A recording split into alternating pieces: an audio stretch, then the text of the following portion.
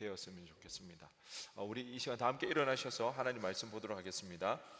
에베소서 6장 10절에서 17절 말씀입니다. 신약성경 316페이지 에베소서 6장 10절에서 17절 말씀입니다. 우리 한 절씩 교독하겠습니다. 끝으로 너희가 주 안에서와 그의 힘의 능력으로 강건하여지고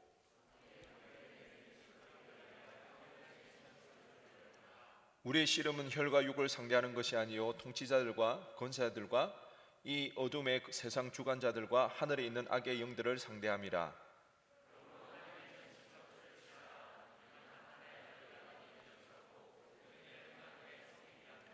그런즉 서서 진리로 너희 허리띠를 띠고 의의 호심경을 붙이고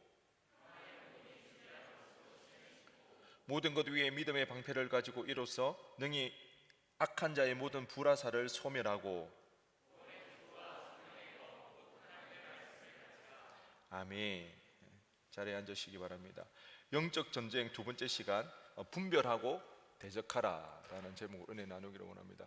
여러분, 지금 영적 전쟁 관련해서 계속 좀 시리즈로 이렇게 하고 있는데요, 여러분 이런 기간에 여러분 함께 기도하시면 좋을 것 같아요. 정말 우리가 늘 제가 종종 하는 이야기가 그거잖아요. 우리가 보는 게 전부가 아니다. 우리 눈에 보이는 게 전부가 아니다.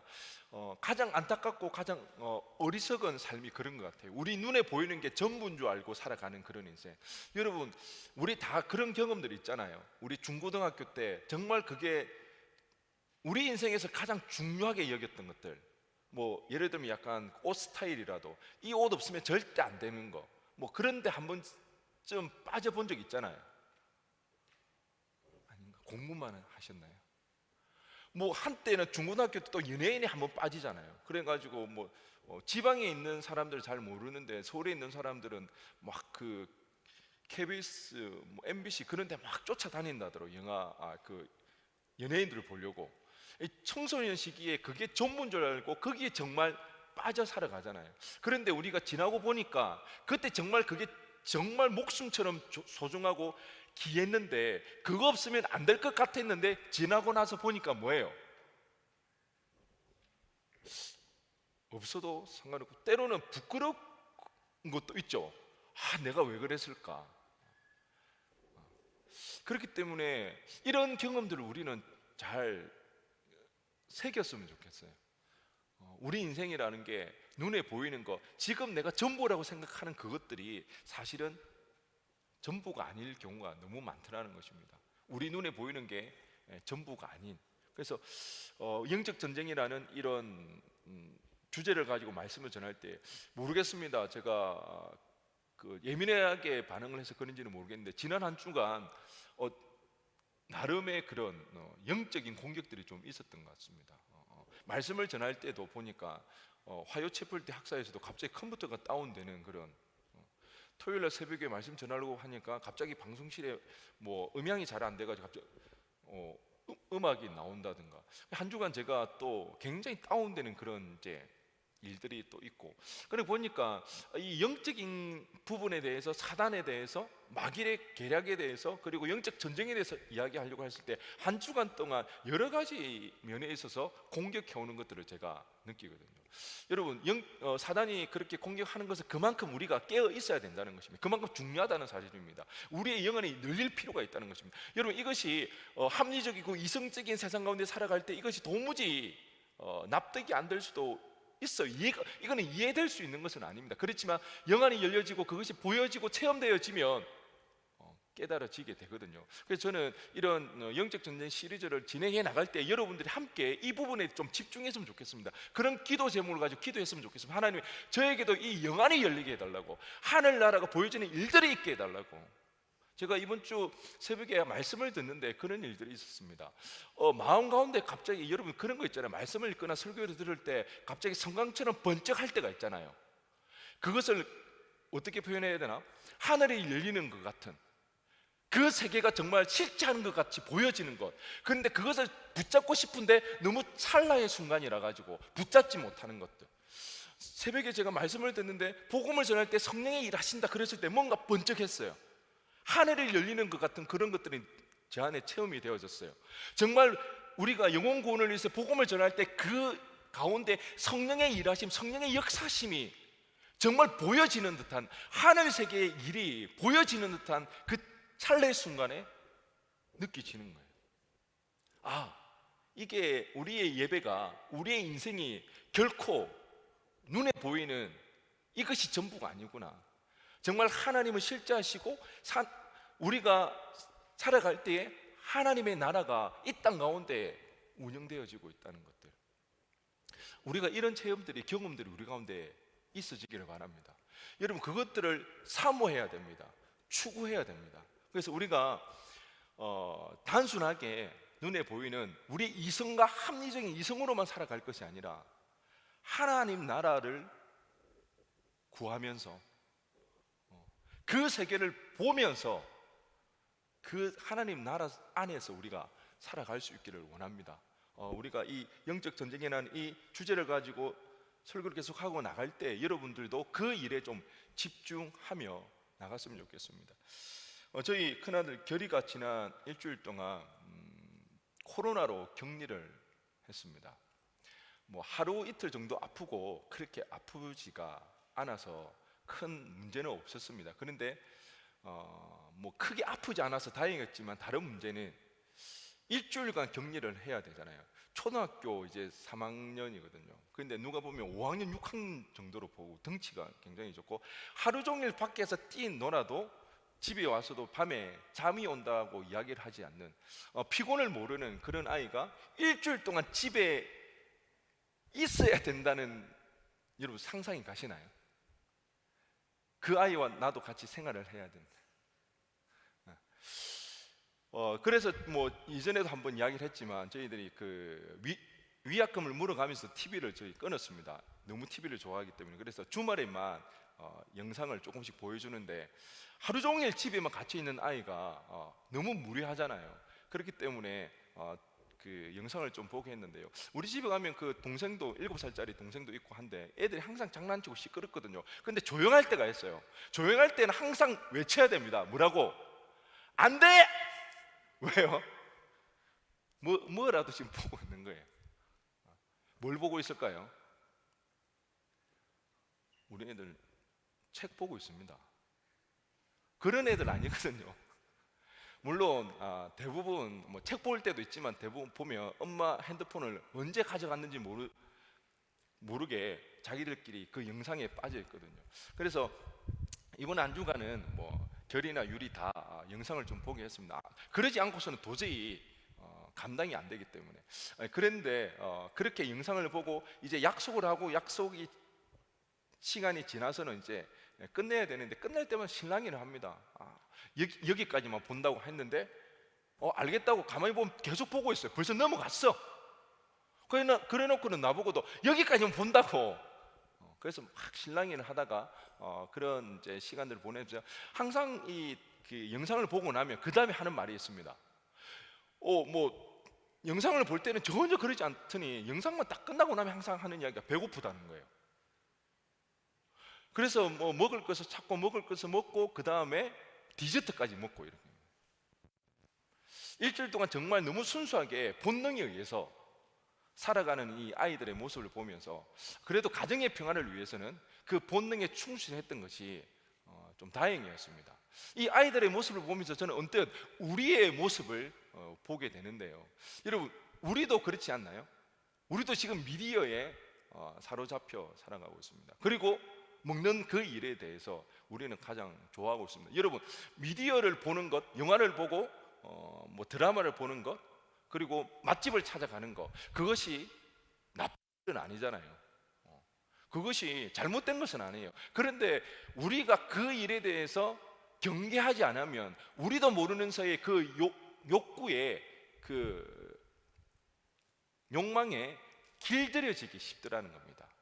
그렇게 길들여지며 문제는 우리의 영혼이 질식되는 그 일이 발생하더라는 것입니다. 이게 참 무서운 겁니다. 여러분, 제가 지난주에도 이야기했지만 사단의 관계, 마귀의 관계는 죄를 죄로 인식하지 못하게 하는 거죠. 조금 있다가 그걸 보겠지만, 이 정말 하나님 주신 선물인데 그 선물을 이용해서 우리가 우리의 영혼을 질식시키게 만드는 것, 이것이 사단의 전략이라는 것입니다. 뭐 제가 청년들하고 이제 이야기를 하고 조금 들어오기 전에도 좀 물어보고 했는데, 요즘 OTT를 뭐 보니까 적어도 한 사람 앞에 2개 이상씩은 하고 있더라고요. 그래서 뭐 영화, 넷플릭스, 디즈니가 영화라 그랬나? 영화. 그 다음에 왓챠는 뭐라 했죠? 드라마. 그리고 뭐 디즈니 했나요? 그 다음에 예능, 티빙이라든지. 왓챠는 뭐라 했죠? 아, 웨이브. 아, 전도사님 그래서 나보고 하지 마라 그랬는데, 어차피 보지도 않으면서 뭐 이런 게 있더라고. 저는 몰랐어요. 저 넷플릭스, 우리 동생이 아이디 하나 그거 이제 보고 있는데, 보니까 한 2개, 3개는 보더라고요. 왜냐하면 다 컨텐츠가 다르니까. 드라마, 영화, 뭐 예능 이런 것들이 있다 보니까 그게 다 그렇게 보고 있습니다. 뭐 이런 것이, 보는 것은 결코 나쁜 것은 아닙니다. 우리가 그런 영화 생활을 누릴 수가 있는 거죠. 그렇게 지금 우리는 미디어 시대에 살아가고 있습니다. 뿐만 아니라 우리는 맛집을 찾아다니는 거예요. 뭐 너나 할 것 없이 요즘은 먹방이 대세고요. 먹방 유튜브가 정말 대단한 것 같아요. 뭐 저도 한 번씩 보면, 와, 그 구독자 수를 보면 깜짝 놀랍니다. 와, 어떻게 1000만이 넘어가는 구독자가 있을 수가 있고, 먹방 하는데 어떻게 100만 원 뭐 우습게 넘어가더라고요. 제 설교 영상 100회.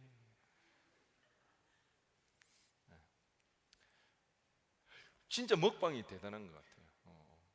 그런 부분들에 대해서 참 요즘은 먹는 일에, 저도 지난주에 제가 자주 보는 그 먹방 유튜브가 있거든요.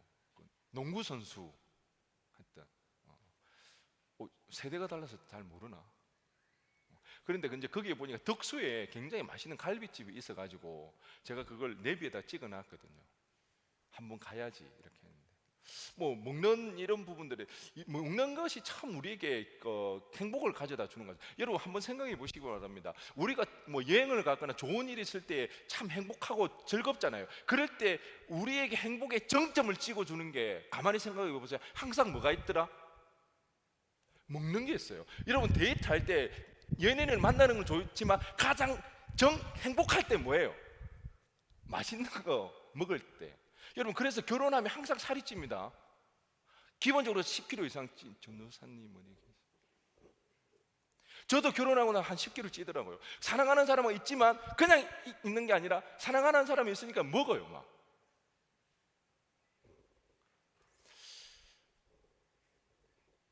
이 참 먹는 게 우리에게 정말 그 행복을 가져다 줍니다.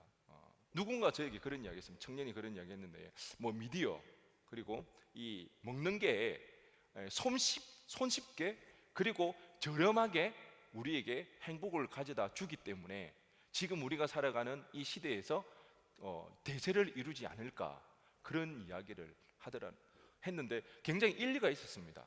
값싸게 손쉽게 행복을 구할 수가 있잖아요. 우리가 왜 참 스트레스 많이 받는 시대에 살아가니까.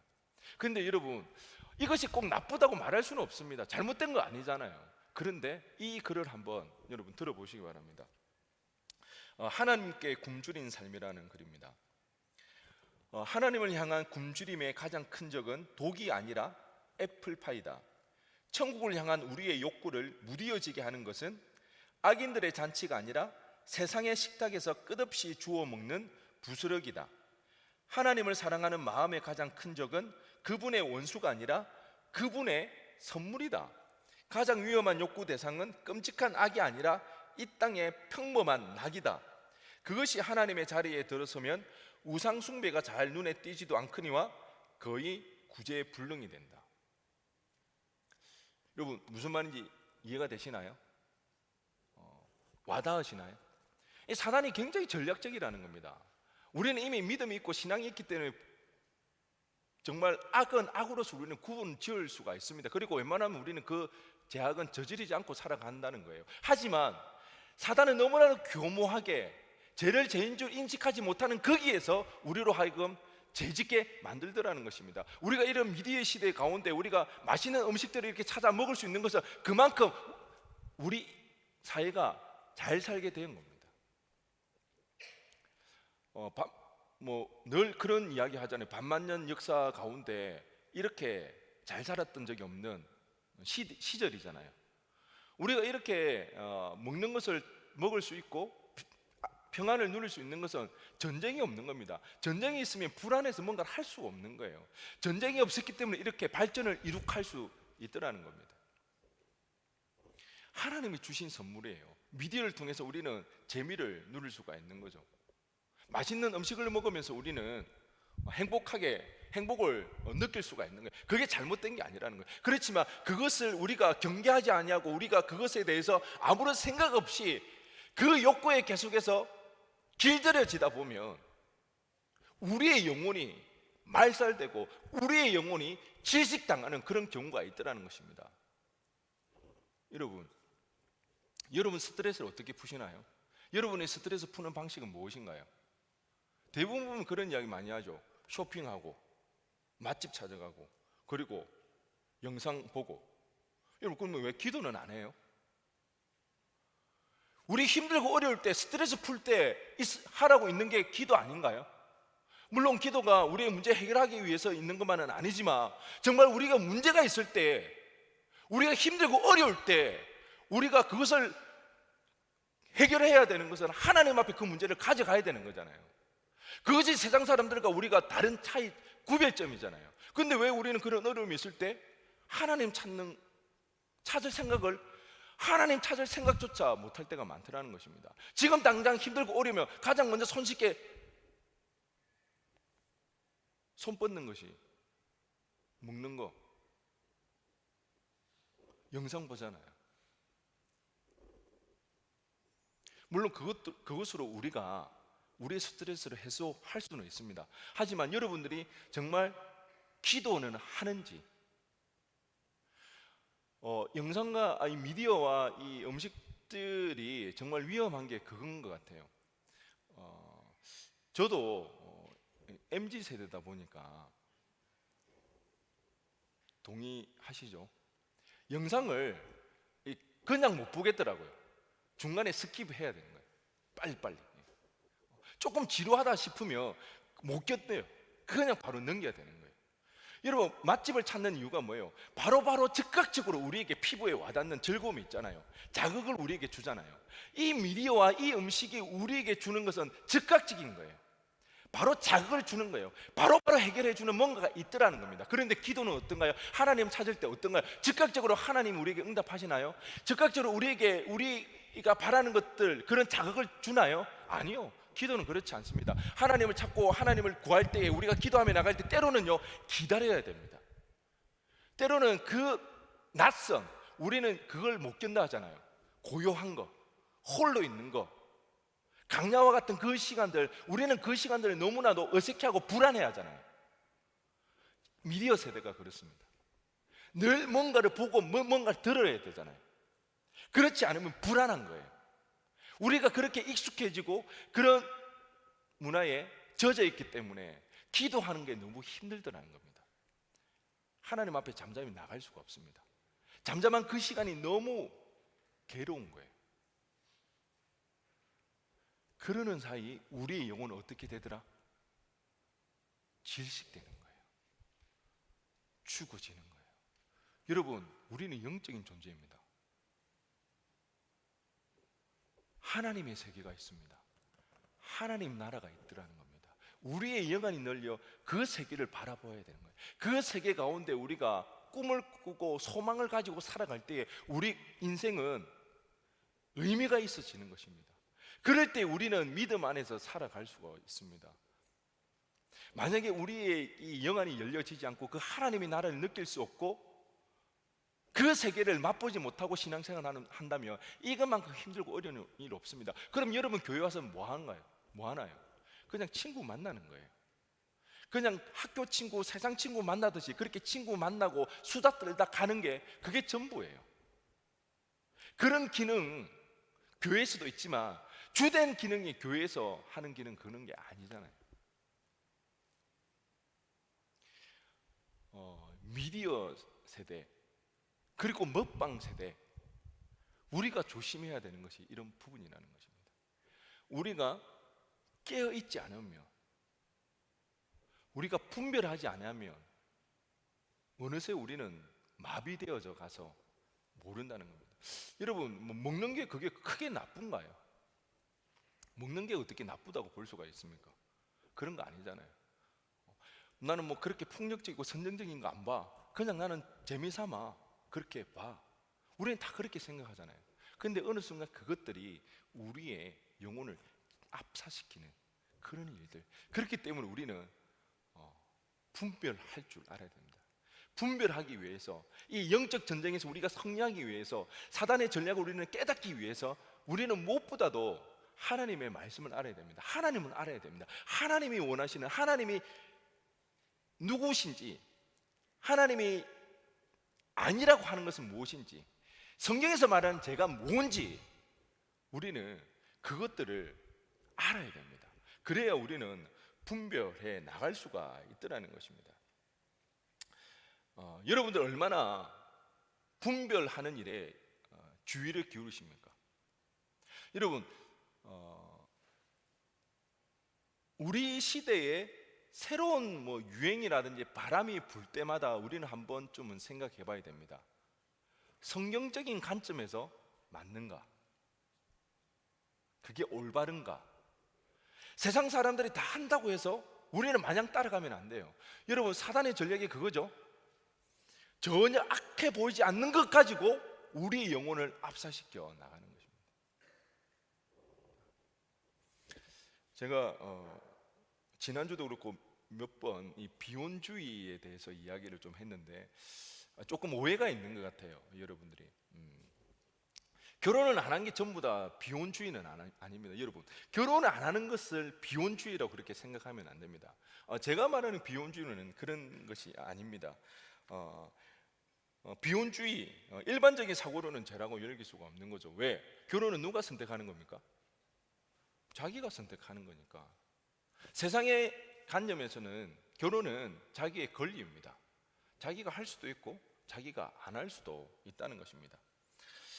그리고 한국 사회에서는 더 이제 특히 자매들한테는, 여자들에게서 이 결혼은 조금 부정적인 것 같습니다. 왜? 부모 세대에 엄마가 얼마나 고생한 것을 봤기 때문에 늘 결혼했을 때 희생을 당하는 쪽은 여자이기 때문에, 그렇기 때문에 이제는 다들 이제 똑똑하잖아요. 이제 실력이 있잖아요. 그러다 보니까 굳이 결혼하지 않더라도 얼마든지 살아갈 수가 있더라는 거죠. 그렇기 때문에 이 비혼주의의 이게 그런 영향 아래 결혼을 하지 않으려고 하는 그런 청년들이 많아지는 것 같습니다. 그런데 여러분, 잘 기억해야 됩니다. 성경에서요, 하나님께서 직접 창조하신 공동체가 딱 두 가지밖에 없습니다. 나머지는 다 사람이 만들었지만 하나님이 직접 만든 공동체는 딱 두 가지. 하나는 결혼 공동체입니다. 그리고 또 하나는 교회 공동체입니다. 하나님이 직접 만드신 겁니다. 아담과 하와를 불러서 결혼하게 만든 거예요. 그것이 하나님이 만드신 거고요. 교회 공동체 역시도 성령이 임할 때, 그때 성령에 의해서 탄생한 게 교회거든요. 하나님이 직접 만든 뭐 조직이라고 해야 되나? 공동체는 이 두 가지입니다. 그렇다고 결혼을 하지 않으면 전부 죄인가? 그건 아닙니다. 여러분, 우리가 잘 아는 사도 바울 어떻습니까? 사도 바울 결혼했나요? 사도 바울, 우리가 흔히 아는 독신의 은사를 가지고 홀로 사역을 했습니다. 정확하게 사도 바울이 원래 결혼을 하지 않았는지, 약혼을 했다가 파혼을 했는지, 아니면 결혼을 했다가 이혼을 했는지 우리는 그것은 알 수는 없습니다. 그렇지만 어쨌든 우리가 성경을 통해서 알 수 있는 그 제한된 그 정보 가운데 사도 바울은 독신이었습니다. 독신의 은사를 가지고 그는 하나님의 일들을 감당했습니다. 왜요? 하나님의 영광을 위해서.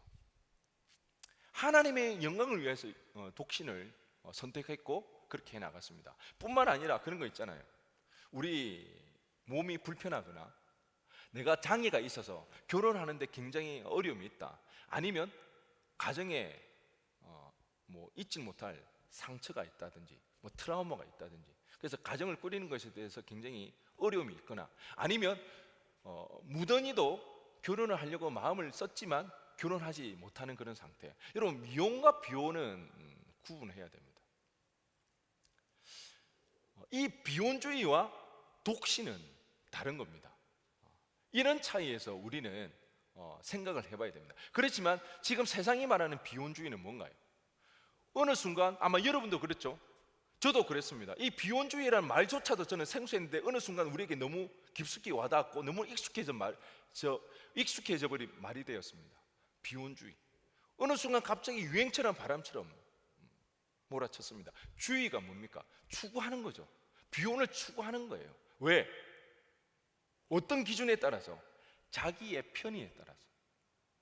경제적인 이유 때문에 혼자 살기도 이렇게 막막한 이 세대에 결혼을 해서 가정을 꾸리고 자녀를 양육하는 것에서 경제적인 부담이 많기 때문에, 아니면 지금 자기가 누리고 있는 이 자유를 포기할 수가 없어서, 아니면 가정이란 그 울타리 속에서 속박되기가 싫어서, 이런 자기 기준에, 자기의 편리, 자기의 편익에 따라서 비혼을 택하는 것, 그것이 바로 죄라는 것입니다. 여러분, 하나님이 창조하신 질서를 자신의 유익에 따라서 결정해버리는 것, 그래서 비혼주의가 죄가 될 수가 있는 것입니다. 이런 논리로 가다 보면 동성애도 같은 맥락입니다. 그렇지 않나요? 동성을 좋아하든 이성을 좋아하든 기준이 누구입니까? 나 자신인 거죠. 이런 논리로 가면 같은 맥락으로 흘러갈 수가 있더라는 것입니다. 그렇기 때문에 비혼주의에 대해서 우리는 경각심을 가져봐야 되는 것입니다. 세상에서 유행하는 이 문화들, 우리가 조금은 유의할 필요가 있습니다. 정말 우리가 미처 알지도 못하는 그런 부분에서, 영역에서 호시탐탐 우리를 노리고 노략질을 하는 것이 사단의 전략이기 때문입니다. 그래서 여러분, 기독교 세계관에 대한 책들을 여러분들이 조금 볼 필요가 있습니다. 연구할 필요가 있습니다. 여러 가지 책들이 있겠지만 제가 봤던 얇고, 여러분 얇은 거 좋아하잖아요. 얇고 되게 유익했던 책이 하나 있는데요. 한번 보여주시겠어요? 브라이언 왈시의 세상을 뒤집는 기독교입니다.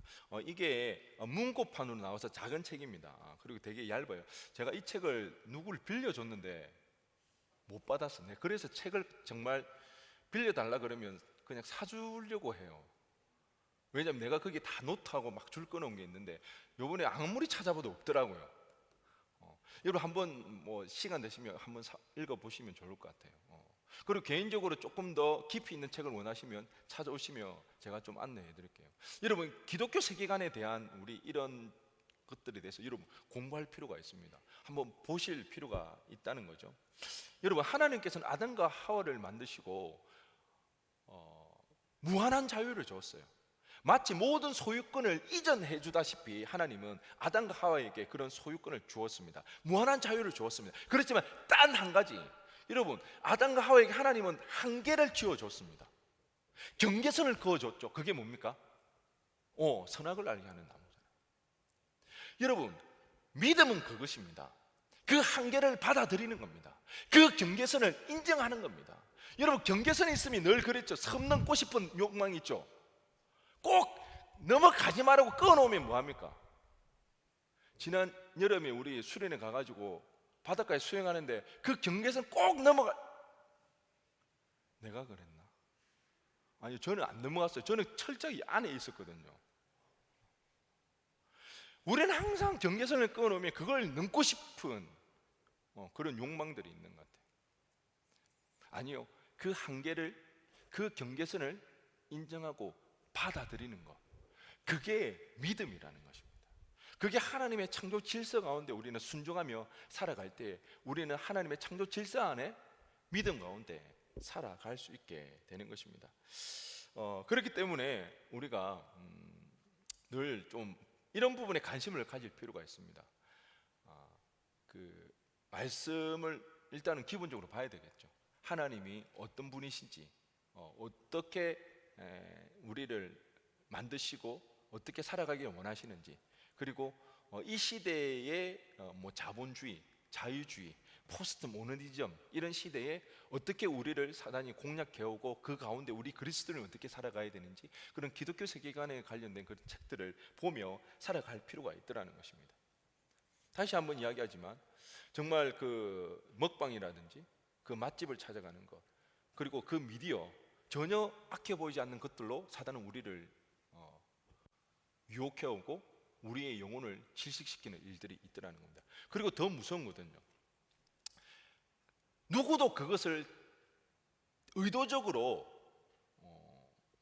타락시키거나 죄가 되게끔 만든 사람은 아무도 없어요. 그런데 결과적으로는 그 모습이 죄가 되는, 사람을 타락시키고 사람들이 죄를 범하게 하는 그런 일들이 이 땅 가운데 있더라는 겁니다. 예를 들면 뭐 쇼핑과 관련된 일인데요, 여러분 얼마 전에 그 한국 시리즈가 끝난 걸 보셨나요? 야구 그 SSG라고, SSG 랜드스, 쓱 랜드스가 결국 우승을 했거든요. 창단 2년 만에, 원래 이전에 인천을 연고지로 한 그 SK 구단을 이제 사가지고 했는데 창단 2년 만에 우승을 했습니다. 이거 엄청난 일이거든요. 그래서 저도 이번에 알았습니다. 와이어 투 와이어 우승을 했습니다. 여러분, 와이어 투 와이어 우승이 어떤 건지 아십니까? 우리나라 프로야구 사상 최초라고 그럽니다. 처음부터 끝날 때까지 한 번도 1등을 놓친 적이 없대요. 최초로 와이어 투 와이어 우승을 했는데요, 한국 시리즈 우승 후 그 용진이 형 있죠. 그 구단주가 용진이 형이거든요. 용진이 형이 나와, 이거 유튜브 나가도 되는지 모르겠네. 제가 고민을 굉장히 많이 했거든요. 용진이 형이 나와가지고 막 감개무량하면서 이 모든 우승은 여러분 덕분이, 팬들 덕분입니다. 그렇게 막 감격스럽게 하면서 마지막에 제가 깜짝 놀랐습니다. 이 모든 영광을 하나님께 돌립니다. 제가 그걸 보고 깜짝 놀랐어요. 그때서야 용진이 형이 기독교인인 줄 알았어요. 그래서 제가 막 찾아봤거든요. 맞더라고요. 저 양재 무슨 교회 나가고 있다고 뭐 그렇게 뜨더라고요. 늘 뭐 멸공 뭐 이래가지고 막 싸우고 이래가지고 나쁜 사람인 줄 알았거든요. 우리 용진이 형. 그 용진이 형이 그 야구 구단을 인수하고 이렇게 통 큰 투자를 해서 우승을 한 이유는 다른 게 아니라 자기 유통 사업을 더 확장하기 위해서입니다.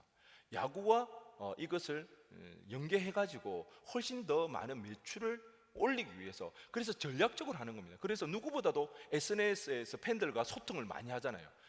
본인의 그런 사업 철학이 그런 겁니다. 소통을 자주 해야 된다. 고객들과. 그렇기 때문에 늘 소통을 하면서, 그래가지고 자기가 지금 가지고 있는 유통사업과 이 야구단과 콜라보를 굉장히 많이 했다고 합니다. 그래서 매출이 굉장히 많이 올라가고요. 또 그 덕분에 오히려 야구단에도 많은 관심이 있고, 오히려 이제는 그 계열사에서 이 야구단이랑 콜라보하고 싶다고 막 연락이 온다고 그럽니다. 그래서 항상 11월 달 되면 데이 있죠. 무슨 데이? 쓱데이. 11월 11일인가요? 되게 그 할인 이벤트를 많이 하는 그 대회가 있는데, 이번에 이태원 참석 때문에 그거는 하지 않는데요. 그렇지만 이번에 우승 기념으로 계열사 모두가 감사 축제를 해가지고 굉장히 할인들을 많이 한다고 합니다. 여러분, 기업가가 소비를 장려하고 매출을 높이는 게 잘못인가요? 자본주의 사회에서 그거는 잘못이 아닙니다. 당연히 그렇게 해야 합니다. 의도가 사람을 망치려고, 사람을 죄를 짓게 하려고 의도가 있는 것이 절대 아니라는 것입니다. 마땅히 해야 할 일이라는 것입니다. 그런데요, 이거를 한번 들어보시기 바랍니다.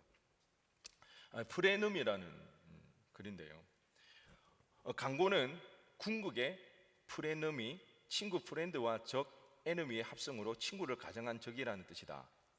이들은 언제나 이렇게 말한다. 세상에 나는 내가 멋져 보였으면, 좋은 향이 났으면, 기분이 좋으면 좋겠어. 지금 내가 못생겨서, 냄새가 나서, 비참해서 나는 슬퍼. 본래 이 물건은 너와 내가 원하는 사람으로 만들어 줄 거야. 돈을 좀 내야 한다고 이야기했던가? 나는 내가 그럴 만한 가치가 있는 사람이라고 생각해. 몇 달러가 대수야? 넌 소중한데. 이러한 메시지는 문화 전반에 걸쳐 방출된다. 그리고 우리는 강구가 없을 때조차 서로에게 이를 강요하기 시작한다. 이 자본주의의 어쩔 수 없는 결과물입니다. 뭔가를 가져야 존재만으로도 그 사람에 대한 소중함이 없던 거죠. 뭔가를 가지고 있어야만 그 존재에 대해서 소중함을 알고 그 사람을 인정해주는 그런 사회에 우리가 살아가고 있다는 거예요. 그것이 가장 대표적인 게 광고라는 거죠. 제가 지금 뭐 광고계에 일하고 있는 분들을 부정적으로 말하는 건 아닙니다. 오해 없이 들으시기 바랍니다. 의도하지 않았지만 이런 문제들이 발생하게 되더라는 겁니다. 그리고 계속해서 이러한 시스템은 우리가 늘 부족함을 느끼도록 만든다. 돈과 지위, 소유물에 초점을 맞출 때 소비사회는 언제나 더 많이, 더 많이, 더 많이라고 말한다. 자본주의는 언제나 당신에게 더 많이를 외친다. 당신의 상사는 당신에게 더 많이 일할 것을 주문하고 당신은 이를 내면화하여 생각한다. 일을 더 해야겠어. 나 자신은 내 지위와 성과에 달려 있으니까. 여러분, 우리 존재가 지위와 성과에 달려 있다는 겁니다. 자본주의 사회, 소비 사회에서는 그런 결과가 도출되더라는 겁니다. 사람을 얼마나 많은 성과를 냈느냐, 그 사람이 얼마나 능력이 있는가, 그거에 따라서 그 사람의 위치와 그 사람의 됨됨이가 달라지는, 그래야만 사람 대접을 받을 수 있는 그런 결과들이 도출되었습니다. 누구라고 이야기하지는 않겠지만 그 형이 이런 세상을 만들려고 의도한 건 아니잖아요. 기업가로서 자신은 최선을 다했을 뿐이라는 겁니다. 그럼에도 불구하고 뜻하지 않는 그런 결과물이 이 땅 가운데는 초래하더라는 것입니다. 여러분, 누구의 잘못일까요? 왜 이런 어처구니 없는, 그래서 계속해서 우리를 피폐하게 만들어가고 끊임없이 우리를 계속해서 책찍질하면서 더 많은 성과를 내야 되고 인정받는 그 일에 우리를 갈아가면서 그렇게 우리를 몰아붙일까요? 누가 이런 세상을 만들었을까요? 어떤 악한 사람이 마음을 가지고 계획적으로 그렇게 만든 게 아니라는 겁니다. 이 세상이 악하기 때문에 보이지 않는 공중권세 잡은 자들이 이 땅 가운데 전략적으로 우리를 공략해 오더라는 겁니다.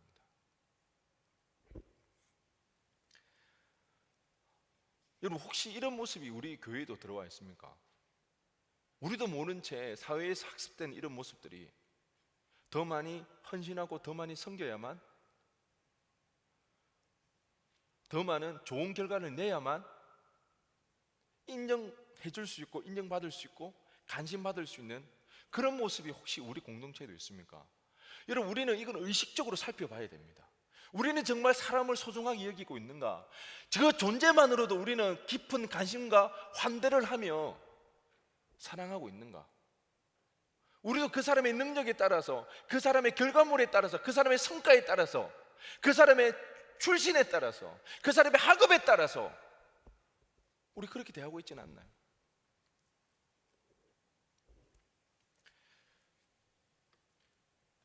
여러분, 제가 누누이 이야기하지만 우리 신앙의 정점은요, 우리 신앙의 최고의 목적지는요, 사람을 기이 여길 줄 아는 겁니다. 사람을 소중하게 여길 줄 아는 겁니다. 정말 우리가 마음 깊은 곳에서부터 사람에 대한 태도, 사람을 정말 소중하게 여길 줄 아는 거예요. 나에게 유익이 있고 나에게 덕이 있어서 그 사람에게 대하는 태도가 아니라 사람이라는 그 자체만으로도, 왜? 하나님의 형상으로 지음받은 자들이기 때문에 그 자체만으로 우리는 기이 여길 줄 알고 소중히 여길 줄 아는 것, 여러분, 이게 우리 신앙의 정점입니다. 목적지입니다. 그래서 우리 공동체는 누구나가요, 달리 취급받아야 할 권리, 진지하게 응대받을 권리, 귀담아 들어달라고 요구할 권리, 상대의 의견에 동의하지 않을 권리, 이 권리가 통용되는 공동체여야 합니다. 누가복음 22장 31절 말씀을 메시지 성경으로 보면 시몬아 방심하지 마라 사탄이 밀에서 결을 가려내듯이 너희 모두를 내게서 떼어놓으려고 안간힘을 썼다. 사단이 밀 까부르듯이 하려고 베드로를 할 수만 있으면 넘어뜨리려고 끊임없이 공략하더라는 것입니다. 무엇보다 어떻게 하면 할 수만 있으면 주님으로부터 떼어내려고. 여러분, 사단은 지금도 우리에게 할 수만 있으면 주님으로부터 우리를 떼어내려고 그렇게 하더라는 것입니다. 우리가 영안이 열려야 되는 이유가 바로 여기 있습니다. 제가 가만히 보니까 우리 청년들이 교회를 떠나는 이유가 교회에서 상처받는 일도 있지만 대부분 자기가 원하는 대로 자기의 뜻대로 되어지지 않으니까 우리 인생에 슬럼프가 오니까 우리 삶이 실패의 연속이 되어질 때, 그럴 때 우리는 교회를 떠나는 일들이 너무 많더라는 것입니다. 여러분, 사단의 그 전략이 넘어가면 안 됩니다. 우리 인생은 얼마나 성공했느냐, 얼마나 많은 돈을 벌었느냐, 그거에 의해서 우리의 삶의 무게가 결정되는 게 절대 아니라는 것입니다. 우리 존재 자체만으로도 우리의 삶에는 엄청난 무게가 있더라는 것입니다. 왜요? 우리는 하나님 형상대로 지음받았기 때문에. 여러분, 때로는 우리의 인생이 내 뜻대로 안 될 때가 있어요. 내가 원하는, 내가 그토록 바랬던 그 일이 안 이루어질 때도 있더라는 겁니다. 그렇다고 해서 여러분, 그것 때문에 주님을 떠나는 그 일이 있어서는 안 되더라는 것입니다. 정말 주님 붙잡아야 됩니다. 사단은요, 할 최종 목적은 그겁니다. 할 수만 있으면 우리를, 교회를 떠나게 만드는 것들, 주님을 떠나게 만드는, 그것이 사단의 전략이라는 것입니다. 여러분, 여기에 속아 넘어가면 안 되더라는 것입니다. 어떤 일이 있더라도, 아무리 억울하고 아무리 힘든 일이 있더라도 주님을 떠나서는 안 되는 거예요. 주님을 떠나게 하는 것은 곧 사단의 전략인 것입니다. 우리는 하나님의 나라를 볼 수가 있어야 됩니다. 여러분, 그 고린도후서 11장 14절 말씀에 이것은 이상한 일이 아니니라 사탄도 자기를 강명의 천사로 가정합니다. 사탄이 자신을 천사로 가장도 한다는 겁니다. 왜? 우리를 넘어뜨리려고. 모든 방법을 동원합니다. 여러분, 사탄은 이렇게 모든 방법을 동원하는데 우리는 그것을 대적하기 위해서 우리도 모든 방법을 동원해야 되지 않겠습니까? 우리도 맞서야 되는 거예요. 알아야 되는 거예요. 분별해야 되는 거예요. 대적해야 되는 거예요. 때로는 이 사단의 계략이 너무 강력합니다. 너무 거시적이고 너무 거대하기 때문에 우리는 그것을 다 헤아려 알 수도 없고 파악할 수도 없습니다. 그러면 과연 우리가 사단을 대항하여 이길 수 있을까? 그런 두려움이 찾아올 때도 있습니다. 그렇지만 여러분, 걱정하지 마시기 바랍니다. 누가복음 22장 32절 말씀에 메시지 성경으로 보면 시몬아 내가 굴복하거나 지쳐 쓰러지지 않도록 내가 누가요? 예수님이 특히 너를 위해 기도했다는 것입니다. 예수님이 우리를 위해 기도하시더라는 것입니다. 사단이 그런 온갖 방법을 동원해서 우리를 노력하고 우리를 주님으로부터 떨어지게 만들려고 그렇게 애를 쓰지만 우리를 위해서 누가 기도하신다고요? 주님이 기도하신다는 것입니다. 우리 이 사실을 기억해야 하는 것입니다. 그렇기 때문에 여러분 삶 가운데 어려움이 있습니까? 고난이 찾아옵니까? 여러분, 그럴 때 우리가 기억해야 할 것은 하나님을 기억해야 되는 겁니다. 여러분, 우리의 기도가 잘못되면 안 됩니다. 여러분, 신앙의 원리는요, 우리의 환경이 바뀌는 게 아닙니다. 우리의 문제가 없어지는 게 목적이 아닙니다. 하나님은 그렇게 일하시지 않습니다. 우리의 신앙의 원리는 그것입니다. 고난 가운데, 어려움 가운데, 고통 가운데 하나님은 우리를 위로해 주십니다. 우리는 그 위로 가운데 이 믿음의 길을 걸어갈 수가 있더라는 거죠. 그렇기 때문에 여러분, 우리가 이 신앙의 원리, 하나님의 이 방식을 알고 우리는 기도를 잘 해야 되는 것입니다. 어렵고 힘들고 그럴 때마다 하나님 이 문제를 해결해 달라고, 이 고통 속에서 나를 건져내려고, 그것이 아니라 하나님으로 충만하게 해달라고, 하나님 앞에 사로잡히게 해달라고, 우리는 그렇게 기도해야 된다는 것입니다. 그럴 때 우리는 어떨까요? 하나님 앞에 사로잡힐 때, 하나님을 충만하여질 때에 우리는 안정감을 누리는, 평안할 수가 있더라는 것입니다. 하나님 그렇게 일해가시더라는 거죠. 왜 하나님 내가 그렇게 기도하는 거고 하나님 자꾸 구하는데 왜 내 삶이 변화가 없나요? 왜 하나님 이런 어려운 가운데 계속해서 내가 살아가야 됩니까? 아니요, 우리가 초점을 잘못 맞췄다는 것입니다. 하나님 그렇게 일하시지 않더라는 거예요. 물론 그런 환경을 바꿔주실 때도 있지만 먼저는 하나님 그렇게 하지 않습니다.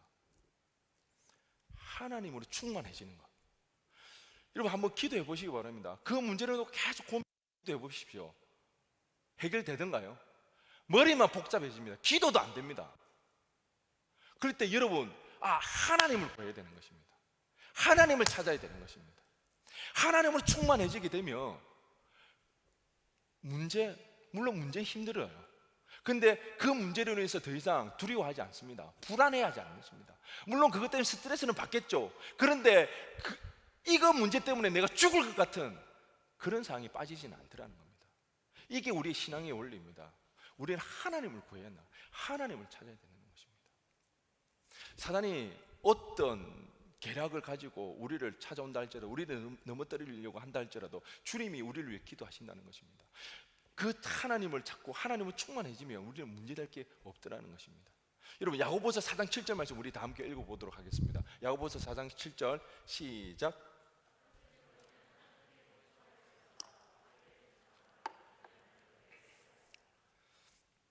하나님께 복종하시기 바랍니다. 하나님께 복종하시기 바랍니다. 마귀를 알고 마귀를 대적하시기 바랍니다. 대적할 때 마귀는 떠나간다고 분명히 기록하고 있더라는 겁니다. 하나님 말씀에 복종하시고 마귀를 대적하여서 우리 삶에서 마귀가 떠나가는, 그래서 온전히 하나님께 영광 올려드리는 그런 복된 삶을 살아갈 수 있는 저와 여러분 되어지기를 주님의 이름으로 간절히 축원드립니다. 우리 다 함께 일어나셔서